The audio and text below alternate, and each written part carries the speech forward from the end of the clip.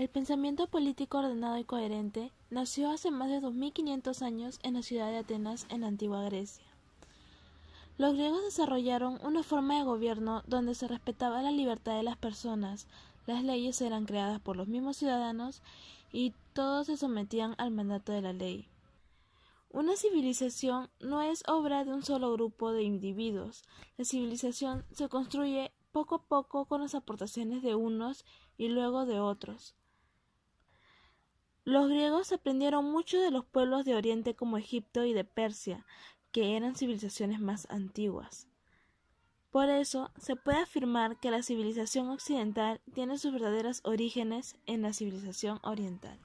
Para los pensadores griegos, el concepto de política estaba estrechamente unido al ideal del bien común, especialmente para asegurar la libertad y los derechos de las personas. Sin embargo, un griego se considera ante todo un ciudadano y consideraba que la ciudad debe ser hermosa y amable para todos sus ciudadanos. Platón decía que una ciudad justa genera hombres justos.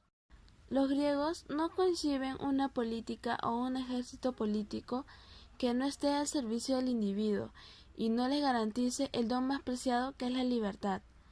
La política entonces será el conjunto de reglas que crean los propios ciudadanos para vivir en armonía con justicia y libertad. El historiador Heródoto narró que el griego se enorgullece de someterse a un orden, no a un hombre. Entonces, el griego es ciudadano, no sirviente. Hay muchas cosas que distinguen a un griego de un bárbaro, pero lo más importante es el amor a la libertad. Para los griegos habían tres libertades que eran fundamentales. 1. La libertad civil, 2. Libertad jurídica y 3. La libertad política. Sócrates fue condenado a muerte en un juicio bastante injusto. Es un discurso recogido parcialmente por Platón, que contiene una información muy valiosa sobre el cargo de enfrentamiento entre Sócrates y los sofistas. Es un resumen de una contienda entre argumentos de la razón y el conocimiento verdadero que defiende Sócrates, la retórica, el arte de hablar y el convencimiento defendiendo cualquier posición. Los atenienses esperaban un gran espectáculo retórico y un brillante enfrentamiento verbal. Sin embargo, Sócrates decidió defenderse utilizando un lenguaje coloquial, utilizando solo los argumentos del pensamiento lógico y la razón.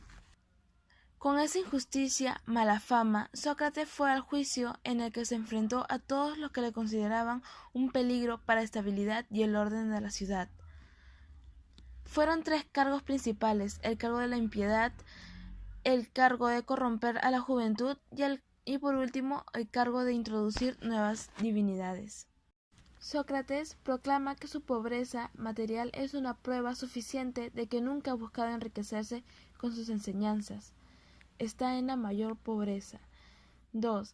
En el fondo, piensa que en su defensa está luchando para que los jueces no cometan injusticia contra el don que la divinidad, el cual se verá amenazado si condenan al filósofo. 3. Trata de descubrir a alguien más sabio que él, pero se da cuenta que los otros creen saber no sabiendo, y en cambio él al menos sabe que no sabe. Con esto, Sócrates demuestra que el Dios al que sirve ha dicho la verdad, porque una divinidad no puede mentir. 4. Usando el método dialecto, hace caer en contradicciones a sus acusadores. 5. Sobre el cargo de corromper a la juventud, se defiende diciendo que la mejor prueba es que ninguno de los padres de sus discípulos ha presentado nunca una denuncia por corrupción en su contra. 6. Sócrates realiza un análisis de la verdadera naturaleza de su daimon.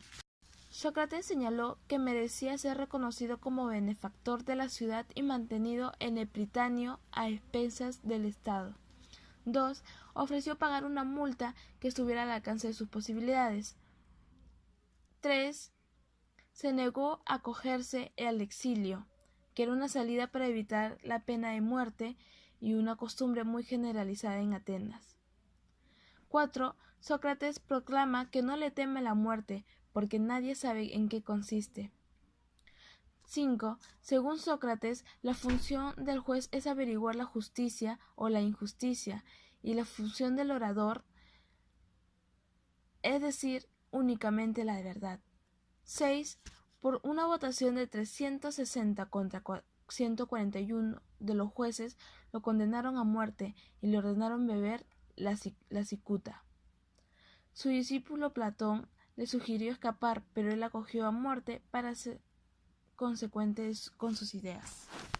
En fin, Sócrates es conocido como el mártir de la ley, por preferir la muerte antes de transgredir las leyes que significaban todo para él.